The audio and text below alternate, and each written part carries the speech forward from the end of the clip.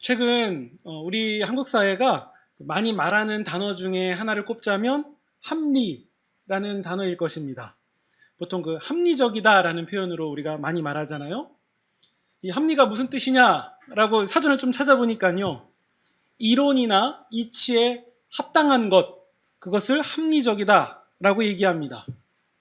예를 들어서 양파를 살 때 20개 들어있는 한 묶음이 2,000원이라고 해봅시다. 그리고 그 옆에 5개 들어있는 한 묶음은 1,000원이에요. 그러면 20개 들어있는 양파는 개당 100원 꼴이고요. 그리고 5개 들어있는 양파는 개당 200원 꼴이에요. 제가 맞게 계산한 거 맞죠? 이런 얘기 할 때 사실 좀 두려워요. 틀릴까봐. 네. 그러면 이 주부들은 20개 들어있는 그 양파 묶음을 보통 사잖아요. 훨씬 싸니까요. 그게 더 합리적인 구매다라고 생각합니다. 그런데 1인 가구의 경우에는 좀 다릅니다. 1인 가구처럼 이렇게 혼자 살거나 가족 수가 많지 않은 경우에는요. 5개를 1,000원 주고 사는 게 더 합리적일 수가 있어요. 왜냐하면 2,000원 주고 20개를 다 사봐야 그걸 다 소진도 못하고 나중에 상해서 버리게 되거든요. 그럴 바엔 돈을 조금 더 주더라도 조금 들어있는 거 사는 게 훨씬 더 이득이기도 합니다.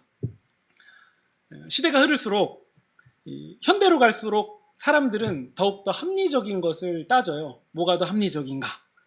특히 이제 나이가 더 젊은 사람일수록 그런 경향이 더 많은데요. 직장을 정할 때도 사회적인 관습이나 통념을 따라서 이렇게 얽매인다거나 그러지 않아요. 합리적인 것이 가장 최우선입니다. 일의 근무의 어떤 그 강도가 어떤지, 혹은 거기에 맞는 그 급여는 어떤지, 이런 것을 다 하나씩 따져보면서 결정하거든요. 그래서 옛날처럼 평생 직장이라는 개념도 이제는 없습니다. 조건에 맞으면 언제든지 옮길 수 있고, 맞지 않으면 다른 표현으로 합리적이지 않으면 언제든지 그만두고 옮길 수 있다는 거예요. 제가 이 말씀을 드리는 것은 그게 나쁘다라는 얘기가 결코 아니라 합리적인 것을 더 추구하는 시대가 되었다라는 말씀이에요. 근데 이것은요, 현대의 일만은 아닙니다. 더 그런 경향이 보일 뿐이지 과거에도 합리적인 것을 따지는 것은 똑같습니다. 인류 역사상 비합리적인 것을 추구하는 시대는 한 번도 없었을 거예요. 옛날에도 마찬가지죠. 시장을 가더라도 이 같은 물건을 살 때 더 저렴하게 살 수 있는 곳은 어딘가, 이런 것을 생각하죠. 그리고 아무리 싼 물건이어도 이 만듦새가 형편없으면은 싸더라도 사지는 않아요. 오히려 돈을 조금 더 주더라도 제대로 된 물건을 사는 것이 더 합리적이다라는 생각을 합니다. 이 합리적이다라는 표현을요, 이제 우리가 잘 쓰는 표현으로 좀 바꿔보면 이 계산한다 라는 말로 바꿀 수 있을 것 같아요. 계산한다. 계산기 두드려 보니까 이득이 되면 그 일을 하거나 혹은 그 물건을 사는 거고요. 계산기 두드려 봤을 때 이득이 안 되면 안 하는 거죠. 이걸 우리는 합리적이다라고 얘기합니다. 그러니까 인간은요, 기본적으로 합리적인 것을 추구해요. 계산기를 두드려 보지 않을 수가 없다는 거예요. 그렇게 하는 사람이, 계산기를 두드려 보는 사람이 합리적인 거고, 비합리적인 것은 거절하는 거죠. 그런데 여기서 한 가지를 더 말씀드려보면요. 그러면 인간은 모든 상황에서 언제나 매 순간 합리적인 것을 추구합니까? 언제나 합리적이어야만 그것을 하는 존재냐라는 질문이에요. 인간은 언제나 계산기를 두드리는 것 같지만 그렇게 하지 않을 때도 있다는 거예요. 언제 그러냐면요. 뭐 한 가지 예를 들어보자면 우리 교회에도 강아지나 고양이 키우시는 분 꽤 많으시죠? 네. 근데 그 반려동물이 아플 때 병원 데려가 보셨습니까? 그러면 굉장히 놀랄 거예요. 사람도 그 정도가 안 나오는데 동물은 굉장히 비싸요. 왜냐하면 그 친구들은 의료보험이 없기 때문이에요. 그러면 반려동물을 전혀 키워보지 않은 사람은 이렇게 얘기할 거예요. 아니, 요즘 시대는 나 벌어먹기도 힘든 시대인데 무슨 반려동물이냐. 네. 이걸 쉽게 말하면 계산기 두드려 보면은 답이 안 나오는데, 마이너스가 되는데 왜 합리적인 선택을 하지 않냐, 왜 마이너스가 되는 것을 하려고 하냐, 이 얘기를 하는 거죠. 안 키워보신 분들은 그런 얘기를 하시더라고요. 이것은요, 이 재정적인 측면으로만 계산하자면 당연히 이게 합리적이지 않다라고 말할 수 있을 것 같기도 한데요. 그럼 예를 한번 또 바꿔볼게요. 자식을 키우면 금전적으로 이득입니까? 손해입니까? 요즘 신혼부부나 청년들은요, 굉장히 심각하게 고민하는 부분이에요. 살기가 너무 팍팍하기 때문에 그렇습니다. 월급만으로는 생활이 빠듯한 부분이 있으니까 아이 생각은 못하는 부분도 있습니다. 그렇게 생각하는 사람들이 있어요. 근데 이것은 비단 오늘날의 청년들만의 일입니까? 그건 아니에요. 과거에도 그런 경향은 있었습니다. 근데 왜 미천 다 팔아가면서 등골이 다 휘었는데도 그걸 다 경험하신 분이 왜 당신의 자녀들에게는 자녀를 낳아라 라고 얘기를 합니까? 좀 이상하지 않습니까? 그거 합리적인 얘기 맞아요? 계산기를 혹시 안 두드려 보셨습니까? 아니면 자식들에게 덜 당해서 그런 말씀을 하시는 겁니까? 아니잖아요.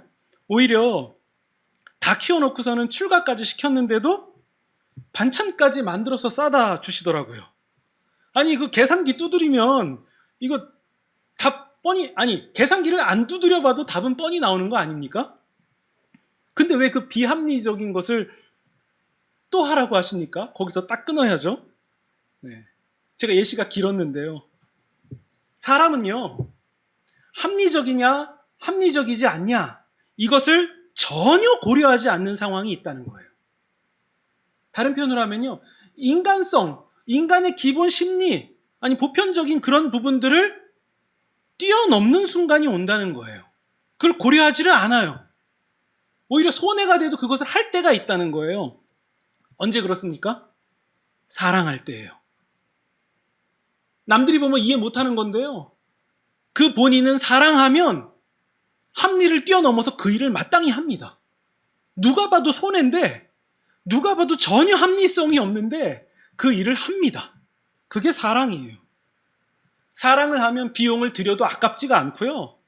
사랑을 하면 도리어 내가 없어서 못 주는 게 못 견딜 정도가 돼요. 계산기 두드려 보면은 준다라는 것 자체가 이미 손해를 본다는 거잖아요. 내 거가 잃는다는 얘기잖아요. 근데 그걸 좋다고 하기도 해요. 내가 그것을 하는 게 기쁘다라고 말하는 순간도 온다는 거예요. 왜 그렇게 합니까? 사랑하기 때문에 그래요. 사랑이 사람을 그렇게 만드는 거예요. 이유가 없어요. 그냥 사랑하면 분명히 아까운 건데 아깝지가 않습니다. 말이 좀 이상하죠? 분명히 아까운데 아깝지가 않아요. 심지어 그 대상이 동물이든 식물이든 사랑하면 나를 내어주는 것, 내 시간을 쓰는 것, 내 수고를 하는 것이 전혀 아깝지가 않습니다. 이걸 이런 말로 표현해 보면 어떨까요? 사람은 사랑을 하면 그 사람의 한계를 넘어간다. 인간성, 인간 본성, 이 모든 것을 뛰어넘어 버리는 단계로 진입한다. 어떤 말씀인지 이해가 되지 않습니까? 사랑하면 사람은 그 상황을 뛰어넘어 버립니다. 이제 우리가 성경 본문으로 한번 들어가 볼까요? 우리는 고린도전서를 쭉 나누고 있었어요. 우리가 1장부터 쭉 해서 지금 13장에 왔는데요. 1장부터 온갖 그 문제투성이었어요. 교회 안에서 파당을 짓고 서로 시기하고 다투고 싸우고 비방하고 음행하고 송사하고 또 그 결혼 문제, 또 우상잼을 먹는 문제부터 뭐 다 나열할 수 없겠지만요. 문제투성이 교회였어요. 어떻게 보면요. 이 정도면 이 고린도 교회를 개척했던 이 바울 사도는 이렇게 말할 수도 있을 것 같아요. 아, 그 교회고 뭐고 그거 진짜 지긋지긋하다 정말. 그 교회라는 거 그 뭐 그렇게 문제가 많냐? 아니 그렇게까지 교회 생활 해야 되냐? 다 관둬라. 그만 좀 해라. 이렇게 말할 법도 합니다. 그러지 않습니까? 이 문제가 한두 가지가 아니었잖아요. 우리 표현을 하면 징글징글하다. 이렇게 말할 것 같기도 해요. 한번 합리적으로 한번 생각해 보세요. 계산기를 두드려 보세요.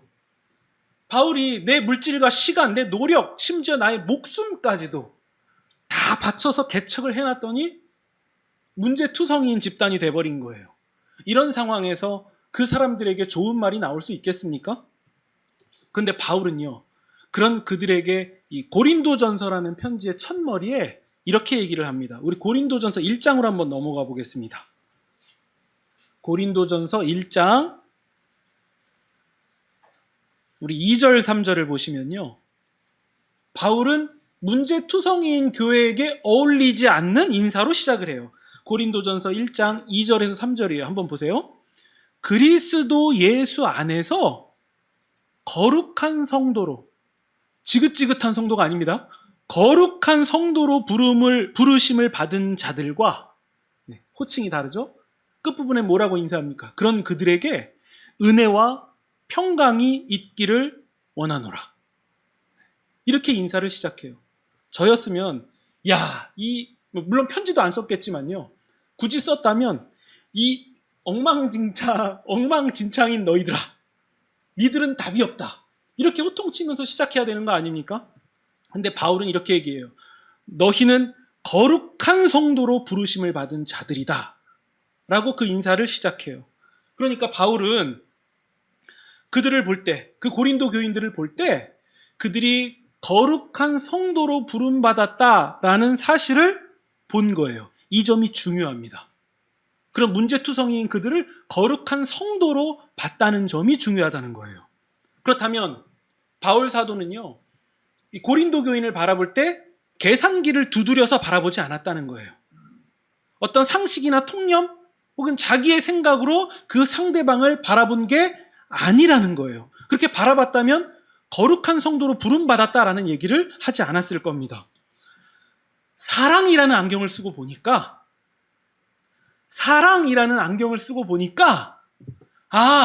이 문제투성이 도무지 답이 없는 이들도 거룩함으로 부름받은 사람들이구나. 예수 그리스도의 사랑을 입은 거룩한 자들이구나. 이 사실을 직시하게 된 거예요. 어쩌면 교회 안에 문제가 가득한 것은, 물론 그게 바람직한 모습은 아니지만요, 어떤 면에서는 불가피한 부분일 수도 있어요.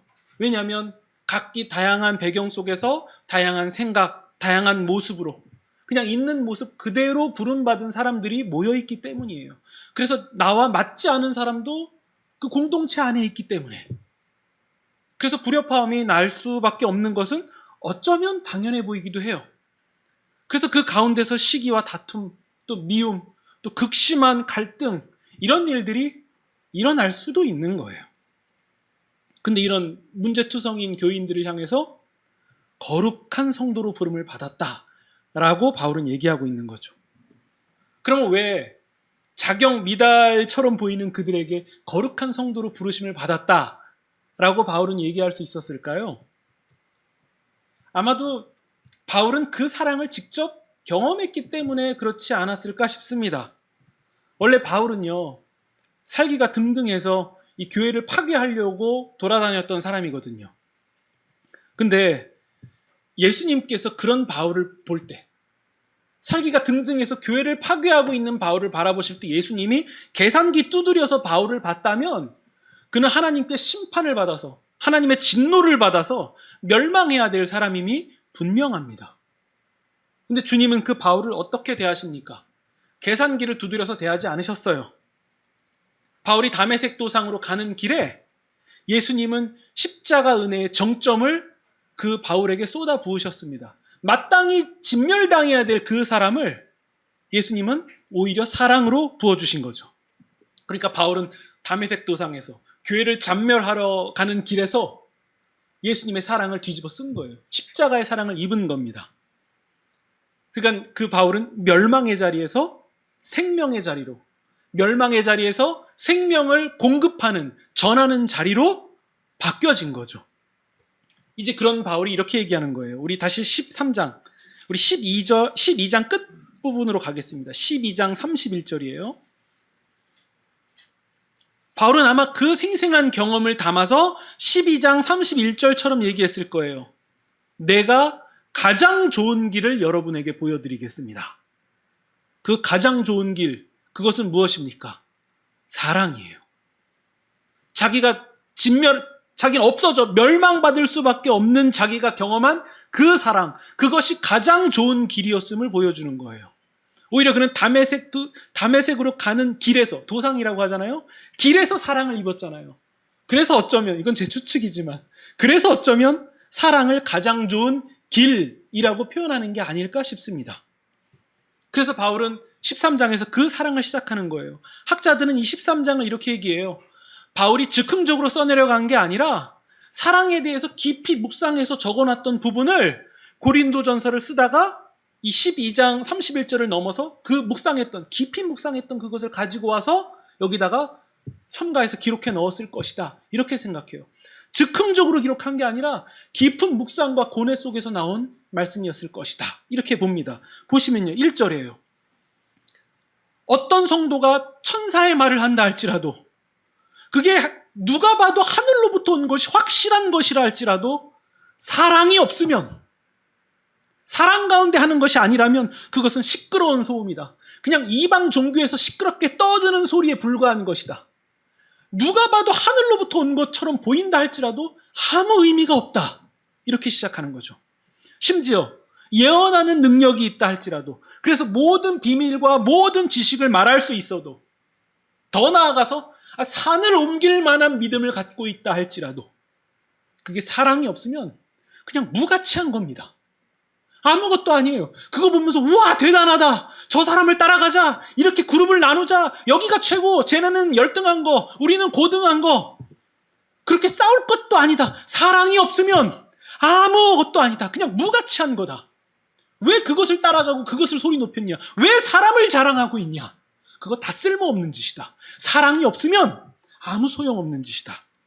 내 소유를 팔아서 나누어준다 할지라도, 내 몸을 불살하게 내준다 할지라도, 내가 기꺼이 희생하는 일이라 할지라도 그것이 사랑의 동기로, 사랑 가운데 하는 일이 아니라면 아무 유익이 없는 일이다.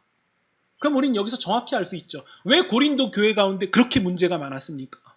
왜 싸우고 비방하고 음행의 문제가 생기고, 수건을 썼니 안 썼니, 세례를 성찬을 어떻게 했니 안 했니, 이런 문제가 왜 생기는 겁니까? 사랑이 없기 때문이에요. 사랑의 공동체가 아니었기 때문이에요. 예수 그리스도의 사랑을 입어서 그 사랑으로 모인 공동체였는데 실상은 사랑을 행하지 않았기 때문이에요. 그러면 고린도 교회 안에 있는 모든 잡음, 모든 갈등, 모든 문제를 해결할 수 있는 길은 무엇입니까? 오직 사랑하는 거예요. 사랑을 하면 그 인간은 인간의 본성을 뛰어넘습니다. 인간이라는 틀, 인간이라는 한계를 뛰어넘게 됩니다. 더 이상 인간이 아닌 거예요. 인간의 수준을 넘어서 버리게 됩니다. 한계를 넘어서요. 왜 그런 일이 발생합니까? 요한일서에 보면 그에 대한 대답을 명확하게 하고 있습니다. 하나님이 사랑이시기 때문에 그래요. 하나님이 사랑이시기 때문에 인간이 사랑을 하면 그 한계를 뛰어넘습니다. 사람이 하는 그 사랑은 하나님께로부터 온 것이에요. 서로 사랑하면, 우리가 서로 사랑하면 하나님이 우리 안에 거하시고 하나님의 사랑이 우리 안에서 완성됩니다. 그래서 그 사람은 더 이상 세상에 속한 자가 아니라 하나님께로부터 난 자다라고 성경은 말씀하고 있는 겁니다. 그래서 세상의 인간을 뛰어넘는 존재가 되는 거죠. 그 요한 1서의 표현을 빌리면 세상을 이기는 자가 돼요. 누가 그렇습니까? 사랑하는 자가 그렇게 된다는 거예요. 그래서 그 사랑은 어떤 사랑입니까? 상대방이 사랑받을 만한 이쁜 짓을 하니까 거기에 맞춰서 감정에 따라 해주는 게 사랑입니까? 예수님은 이렇게 말씀하셨습니다. 사랑받을 만한 자를 사랑하는 것은 너희가 매국노라고 폄훼하는, 조롱하는 세리들도 그 정도는 할 줄 안다. 그러니까 세상과 똑같은 사랑, 세상과 다르지 않은 사랑의 수준에서 머물면 안 된다는 거예요. 그것도 귀한 건데 성도라면 그 정도 수준에서 머물러서는 안 된다는 거예요. 세상과 달라야 된다는 거죠. 사랑받을 만하니까 사랑하는 수준을 뛰어넘어야 된다는 거예요. 그러면 그 사랑이 도대체 어떤 사랑입니까? 그 사랑은 오래 참는 거예요. 그 사랑은 온유한 겁니다. 그 사랑은 시기하지 않는 거예요. 자랑하지도 않고 교만하지도 않는 거예요. 무례행하지 않는 겁니다. 그래서 자기 유익을 구하지도 않아요. 남의 유익을 구해요. 성내지 않습니다. 악한 것을 기뻐하지 않아요. 악한 것을 생각하지 않습니다. 불의를 기뻐하지 않습니다. 진리와 함께 기뻐해요. 모든 것을 믿고 모든 것을 바라고 모든 것을 견딥니다. 그게 세상과 다른 사랑이에요. 세상은 그저 사랑하면 감정적으로 격정적으로 뭔가 불타오르듯이 하는 것만을 말하지만요. 그것도 대단한 거 맞지만 세상과 다른 사랑은 오래 참는 거예요. 세상과 다른 사랑은 온유한 거예요. 우리는 이 부분을 꼭 기억해야 됩니다. 감정이 아니에요. 감정을 넘어서는 겁니다. 지금 우리는 사랑을 얘기할 때 낭만스러운 것, 뭉클한 것을 얘기하는 게 아닙니다. 도리어 억지로 해야 되는 것, 어거지로 해야 되는 것을 말하고 있는 거예요. 그러면 이렇게 물어보실 수도 있죠. 아니, 내켜서 내가 막 자원해서 하는 게 아니라 어거지로 하는 것이, 억지로 하는 것이 의미가 있습니까? 그런 사랑이 의미가 있어요? 라고 말할 텐데요. 그렇게 물어보시는 분도 계실 텐데요. 근데 있습니다. 어거지로 하는 사랑이 있어요. 예를 들어서요. 자녀를 키우실 때 언제나 사랑이라는 감정이 충만한 상태로 자녀를 키우셨습니까? 그렇게 사랑하셨어요? 때로는 이를 악물고 어거지로 할 때도 있었잖아요. 꾹 참아야 할 때도 있었습니다. 어느 날은 진짜 다 그만두고 싶고 떠나고 싶지만 자식 때문에 그렇게 하지 못하는 경우가 있었잖아요. 일도 그만두고 싶고 떠나고 싶지만 어거지로 일을 악물고 출근할 때도 있었잖아요. 그러면 그렇게 어거지로 출근하고 가정을 꾸리고 뒷바라지하고 챙겨주는 그 사랑은 어거지로 한 거니까 의미가 없는 겁니까? 아니죠. 오히려 이걸 물어봐야 돼요. 왜 우리의 본성은 하기 싫고 억지다라고 얘기하는데 왜 그것을 이겨내고 했습니까? 넘어선 거잖아요. 나의 한계, 어쩌면 나의 무능함, 나의 모자람, 나의 인간적인 틀, 나의 이기, 나의 욕망, 이 모든 것을 넘어서게 만들었잖아요. 어떻게 그걸 넘어설 수 있었죠? 그게 사랑이에요. 그게 사랑입니다. 그래서 억지로 하는 게 의미가 있는 거예요. 억지로 하는 것도 의미가 있는 겁니다. 그것을 우리는 뭐라고 얘기합니까? 오래 참음이라고 말하는 거 아닙니까? 그것을 자기 유익을 구하지 않은 것이라고 말하는 거 아닙니까? 모든 것을 참고 모든 것을 믿고 모든 것을 바라고 모든 것을 견뎠다 라고 말하는 거 아닙니까? 본문은 우리에게 뭐라고 얘기합니까? 그거 사랑 맞다는 거예요. 왜 그렇게 했습니까? 왜 그렇게까지 했습니까? 사랑이 나를 그렇게 끌고 간 거예요. 여러분 계산기 두드려 보세요. 하나님이 인간을 사랑한다는 게 이게 타산이 맞습니까? 그냥 쓸어버리고 다시 만드는 거 아무것도 아닌 분이잖아요. 그냥 그렇게 하시면 되잖아요. 근데 왜 그런 인간들을 향해서 당신의 독생자를 십자가에 내걸기까지 사랑하셨습니까? 왜 계산기 두드리면 맞지도 않는 행동을 전혀 불합리하게, 아니 계산기에 전혀 맞지도 않게 그 일을 하나님은 왜 하십니까? 계산을 못하셔서 그런 분입니까? 아니면 상식이 없어서 하나님이 그렇게 하신 거예요? 하나님이 사랑이시기 때문에 도무지 합리적이지 않은 일을 하신 거예요. 하나님이 사랑이시기 때문에 당신 자신을 십자가에 내거신 거예요. 이건 이해가 되지 않는 게 맞아요. 왜냐? 하나님이 사랑이셔서 그 일을 하셨고 우리를 그 사랑의 사람으로 부르셨기 때문이에요. 그러면 감정이 따라오지 않았더라도 했다면, 감정이 따라와 주지 않는데 도와주지 않는데 억지로 결정해서 그 사랑을 했다면 우리는 이렇게 생각하시는 게 더 맞을 것 같아요. 그게 더 위대한 거예요. 그게 더 놀라운 거예요. 그것 자체가 우리가 이미 인간성의 한계를 뛰어넘었다라는 증거가 되기 때문입니다. 우리 신자는 이유가 분명한 사람이에요.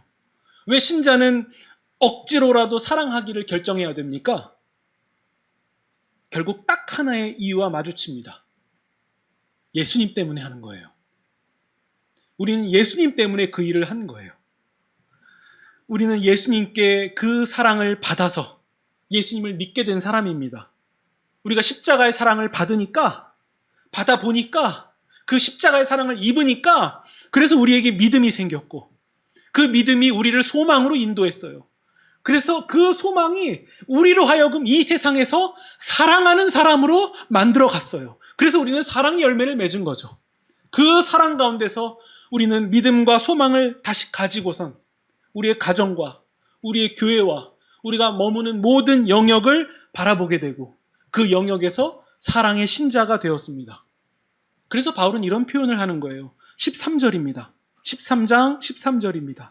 그런즉 믿음, 소망, 사랑 이 세 가지는 항상 있을 것인데 그 중에 제일은 사랑이라. 왜 사랑이 제일입니까? 이것도 또 더 무슨 위대하고 더 덜 위대하고 이런 우위 차원입니까? 아니에요. 어쩌면 사랑은 처음과 끝이기 때문에 사랑이 제일이다라는 표현을 하고 있는 거죠.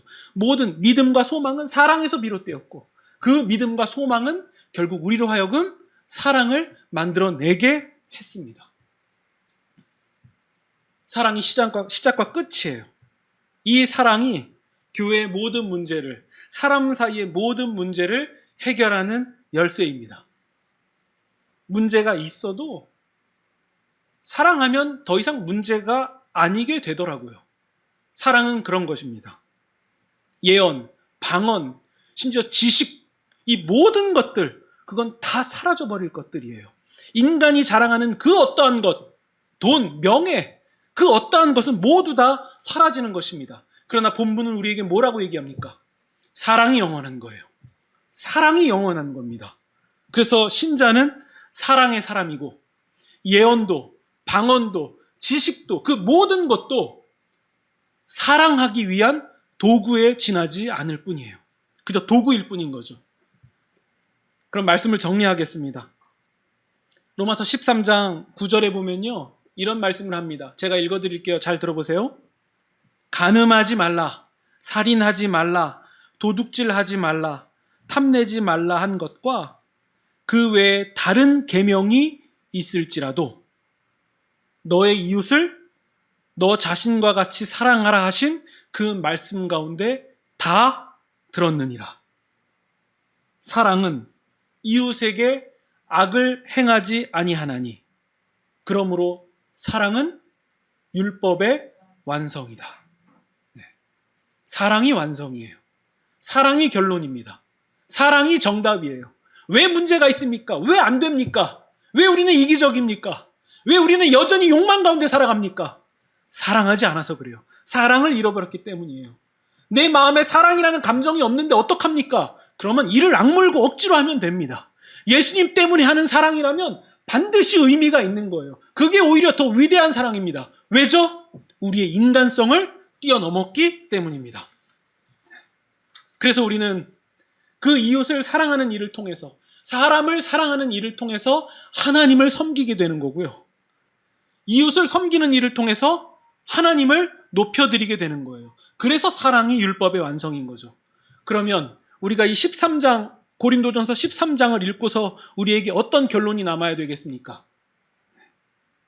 사람을 대하는 일이에요. 사람을 대하는 일입니다. 이게 가장 중요한 거예요. 지금 인본주의를 말하고 있는 게 아니라 하나님이 말씀하신 대로 말하는 거예요. 지극히 작은 자에게 한 것이 곧 나에게 한 거다. 우리는 사람을 대하는 일을 통해서 우리의 믿음, 우리의 소망, 우리의 사랑, 이 열매를 맺어가는 거예요. 사람을 대하는 일이에요. 우리는 합리적인 사람 아닙니다. 계산하는 사람 아니에요. 그걸 넘어서 버린 사람입니다. 예수님이 그 길을 우리에게 열어주셨어요. 네. 지체를 향해서 계산하지 않습니다. 그 어떤 것도 부러워하지 않아요. 딱 하나 부러워하는데요. 사랑하는 사람을 부러워합니다. 나도 사랑하기를 결정합니다. 그래서 사랑으로 사람을 대하는 일, 곧 사랑으로 가족을 대하고 성도를 대하고 친구를 대하고 그렇게 사람을 대하는 일을 통해서 우리는 진정한 삶의 예배를 드리게 되는 것이고 우리는 이 세상을 넘어서는 이 세상을 초연한 사람임을 경험하게 되는 것입니다. 이 일로 우리 예수님이 드러나시게 되는 거죠. 그러면 지금까지 드린 말씀을 완전히 뒤집어버리는 한 말씀을 하나 더 드리겠습니다. 신자는 계산하는 사람이에요. 계산기 두드려 보니까 사랑하는 길이 최고 이익이에요. 그래서 신자는 계산기를 정확하게 두드리는 사람이에요. 우리 주님께 올려드리는 것, 우리 주님이 영광 받으시는 것이 가장 최고의 이익이다. 신자는 그 계산기를 두드리고 그렇게 사랑하는 사람입니다. 이번 한 주간도 그 사랑의 사람으로 억지로라도 사랑하기를 결정하시는 그런 저와 여러분이 되시기를 주님의 이름으로 축원드립니다.